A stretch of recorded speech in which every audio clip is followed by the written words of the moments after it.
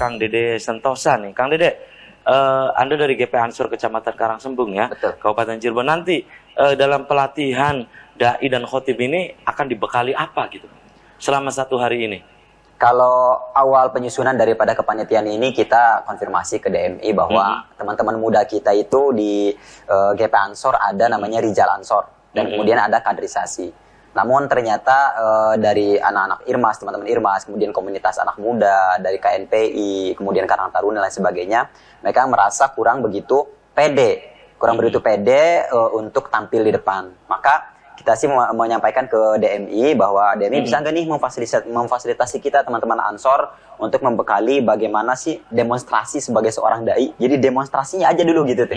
Sebagai seorang dai atau sebagai orang khotib yang bisa memfasilitasi anak-anak muda yang kemudian kalau toh memang menjadi regenerasi selanjutnya, mudah-mudahan menjadi dai yang benar-benar bermental kuat gitu kan, seperti itu. Nanti akan dibekali. Selain yang tadi disampaikan, ada hal yang lain nggak? Bekal-bekal yang nanti akan disampaikan itu berdasarkan yang DMI berikan kepada kita itu ada fikih Jumat yang berkaitan dengan Jumatnya itu sendiri, kemudian ada retorika dakwah itu, dan kemudian nanti ada yang disampaikan juga oleh DMI terkait materi-materi akan disampaikan kepada teman-teman muda kita. Gitu. Oke, tahan dulu Kang Dede Sentosa ya. Saya ke Kang Fuad. Kang Fuad, silakan dilengkapi apa yang tadi disampaikan oleh Kang Dede. Ini materinya apa saja nih? Untuk di bekal nanti di pelatihan dai dan khotib itu. Silakan Kang Fuad. Sebetulnya materi untuk pembekalan dai dan khotib itu kan sangat banyak ya. Yang bisa membuat khotib sama dai itu ya bisa dikatakan sempurna lah gitu. Cuma kita ambil poin-poin pentingnya saja karena ini kan diklatnya cuma 1 hari gitu.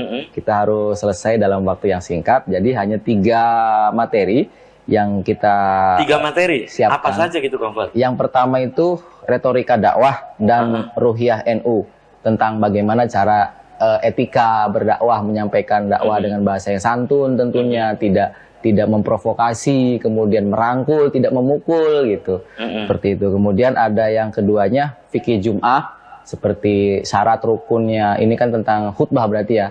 Syarat rukunnya khutbah. Jadi jangan sampai di masjid ini ada kejadian lagi misalkan protes dari jamaah karena ada rukun yang kelewat gitu. Karena di masyarakat itu masih ada yang seperti itu. Rukunnya kelewat, misalkan tidak ada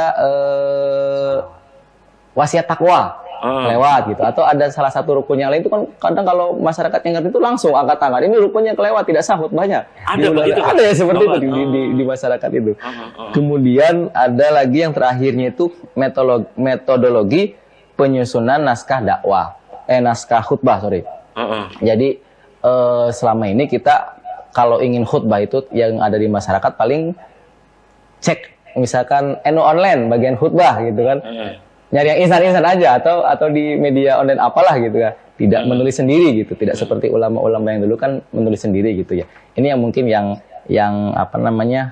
akan diberikan pembekalan cara metode penyusunan naskah khutbah supaya khutbahnya ini naskahnya kita buat sendiri gitu. Seperti itu Kang. Ada 3 poin berarti. Dan yang terakhir ditutup dengan demonstrasi dai dan khotib. Jadi nanti ditutupnya dengan para peserta ini membuat video sekitar 3 menitan lah untuk nanti video itu kita jadikan bentuk bekal panitia untuk nanti kan karena kita sudah menyediakan beberapa reward gitu untuk peserta terbaik dari. Oke, dan Kang Dede nanti di acara nanti di pelatihan selama 1 hari ini siapa yang diperkirakan akan hadir yang diundang nantinya Kang Dede? Oh ya, untuk tamu undangan kita sudah mengundang Bapak Bupati Cirebon dan Wakil Bupatinya dari unsur pemerintahan. Kemudian dari Kementerian Agama Kabupaten Cirebon, Kemenag Kabupaten Cirebon, kemudian dari Baznas, Badan Amil Zakat Kabupaten Cirebon, dan juga undangan kita sampaikan ke MWCNU Kecamatan Karangsembung itu sendiri, kemudian MUI Kecamatan itu sendiri, dan undangan spesial untuk PC GP Ansor Kabupaten Cirebon, Ainu. Saya sapa dulu ya. Ainu, assalamualaikum. Kami mengundang jenengan untuk insya Allah mudah-mudahan bisa hadir membersamai kita di acara kegiatan pelatihan dai dan dakwah dan memberikan support kepada kita teman-teman muda yang ada khususnya di Cirebon Timur. Oke, dan ini kembali ke Kang Fuad nih. Kang Fuad, pelatihan 1 hari ya. Ya. Kemudian, nah pendaftaran ini kan dibatasi cuma 100 orang ya. Nah, nanti setelah tanggal 8 Desember ya? 18. 18 Desember. Ini nanti kemungkinan ini akan berlanjut pelatihan dai dan khotib ini. Akan berlanjut. Jadi nanti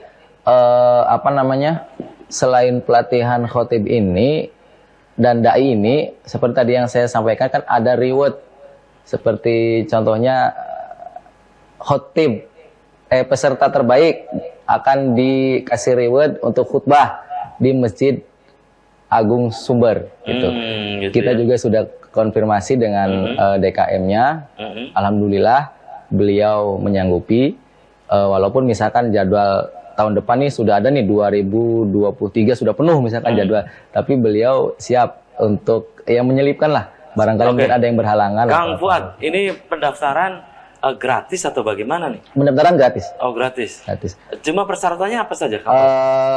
Persyaratan hanya daftar saja, daftar ke panitia, tidak ada persyaratan yang Paling isi formulir ya? isi formulir, kemudian ada batas usia. Oh, batas Usia 20 sampai 40 tahun gitu. Seperti itu. Saya lengkapi.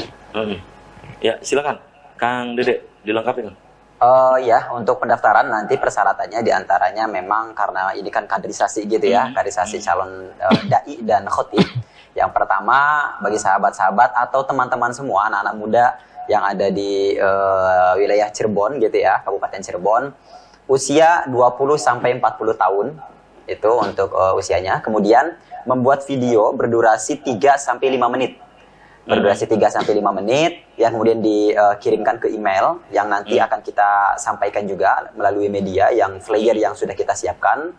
Kemudian yang terakhir menyiapkan naskah yang nanti akan dibawa untuk demonstrasi, dan setelah selesai itu ada rekomendasi dari organisasi atau DKM, organisasi-organisasi Islam di desanya masing-masing. Boleh apa saja itu, mau DKM, mau MUI, mau IRMAS, mau apapun itu boleh silahkan. Dan kami sapa kepada sahabat-sahabat Ansor PAC di seluruh kecamatan, monggo silahkan perwakilan dari sahabat-sahabat semuanya, generasinya, terutama yang belum PKD untuk bisa mengikuti kegiatan pelatihan dakwah dan khotib ini.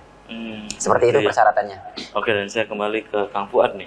Kang Fuad, pelatihan dai dan khotib ini memang urgent, ini harus segera dilakukan gitu. Ya sebenarnya tidak urgent juga sih, tidak begitu urgent juga. Cuma program DMI terutama di kecamatan kita ya sebagai bentuk eksistensi kita, kemudian sebagai bentuk kayak intinya sih memberikan manfaat lah, memberikan manfaat kepada sekitar. Bidang kita masjid ya salah satunya yang mengadakan latihan dai dan khotib ini gitu. Dan merespon anak muda ya, karena kitanya yang benar-benar semangat ini ke DMI. Kebetulan ada anak muda yang luar biasa. Kalau ini kan bisa merangkap masjid-masjid gitu kan, bisa membawa masjid-masjid. Sedangkan anak muda kan kita nggak ada lahannya. Nah, kita komunikasi, ayo dong teman-teman DMI, orang-orang yang sudah senior di masjid-masjid, barangkali orang-orang yang sepuh-sepuhnya bisalah kita sebagai anak muda yang benar-benar untuk tampil gitu ya di masjid-masjidnya, seperti itu. Gitu ya. Dan akhirnya sekarang sudah dibentuk panitia dan tinggal persiapan dari panitia sendiri. Kang Dede, ini sudah berapa persen sih? Tapi tahan dulu nih Kang Dede.